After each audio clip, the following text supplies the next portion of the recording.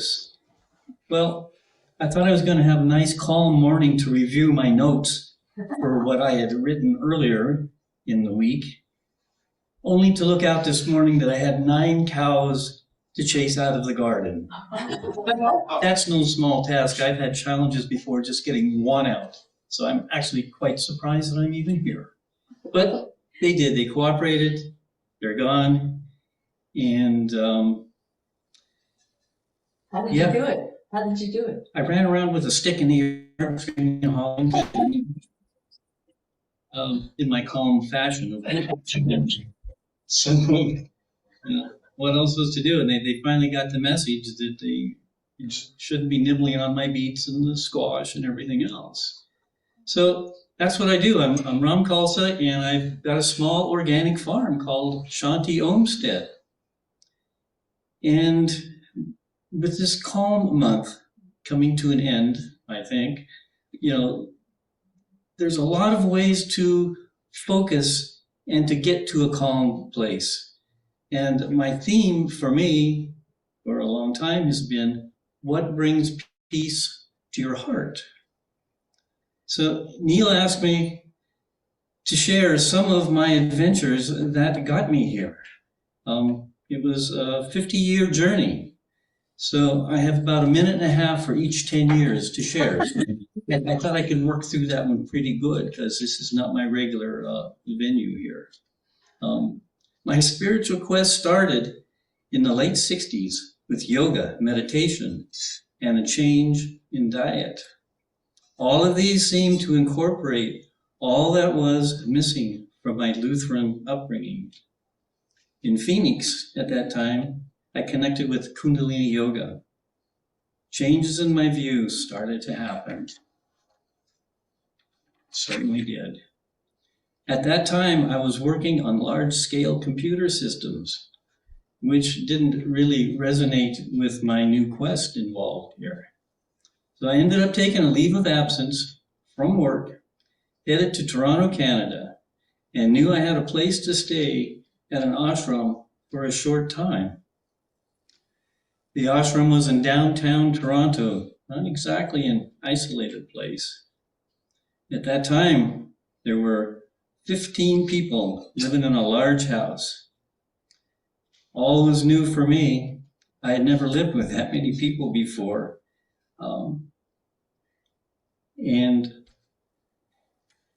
Sharing that kind of space, new ideas, so much that we didn't have in common, very little.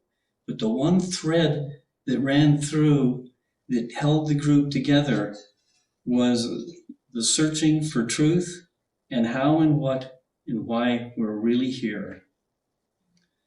So in an ashram, it's a communal living. Just give you a quick synopsis of what the daily routine was. We'd start at 3 o'clock in the morning. Prayers, meditation, yoga, and kirtan. Kirtan is singing spiritual songs, and that went on for a while, and at 8 o'clock was breakfast.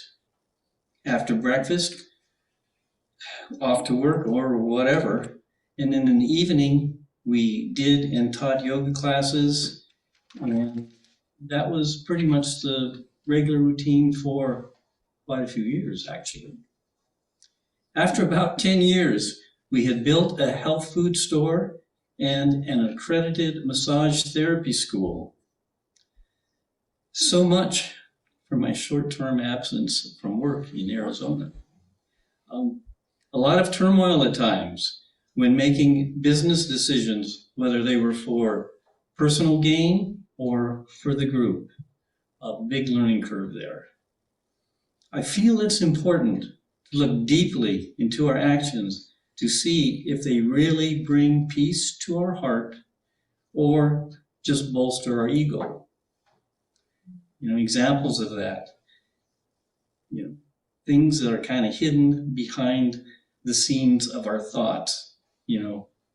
How good will it make me feel? What am I going to get out of it? And the list goes on. By paying attention to what brings peace to our heart, you will have a deepening understanding of kindness, compassion, and love with every breath.